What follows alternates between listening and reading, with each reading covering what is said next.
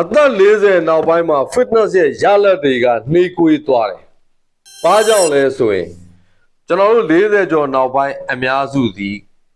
lifestyle မှားတယ်နေတာထိုင်တာအိတ်တာစားတာမမှန်နေဘူး။အဲ့ဒီအတွက်ရလဒ်နှေးတယ်။ဒုတိယတစ်ချက်ကတော်တော်အရေးကြီးတယ် stress ။ကျန်းမာရေးစီးပွားရေးလူမှုရေးအိမ်တော်ရေး stress တွေအပြင်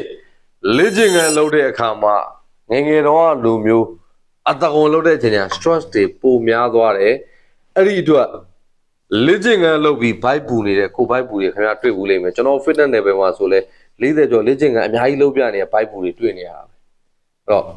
40ကျော်ရလက်ထွက်ခြင်း stress ကိုထိန်းချုပ်နိုင်ဖို့လိုပါတယ်ဒီချက်နှစ်ချက်ကကျွန်တော်တို့ရဲ့ရလက်တွေကိုနှိကွေးစေတာဖြစ်တယ်ဆိုရင်ဘာလေ့ကျင့်ခန်းမှမလုပ်ဘဲနဲ့နေခြင်းတလုံးနေနေတဲ့သူတွေပုံမင်းချင်းယုံမှုနဲ့ယောဂတွေစီ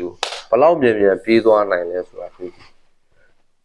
အခုအချိန်မိပါတယ်မိတ်ဆွေအသက်ဘလောက်ပဲရှိရှိintelligent ဖြစ်တဲ့ ways နဲ့လေ့ကျင့်ခန်းလုပ်စေချင်ပါတယ်။တွေးစရာတစ်ခုရရင် yes တို့မှန်ပြီပါကျွန်တော်ခုနိုင်ဦးပါကျေးဇူးတင်ပါတယ်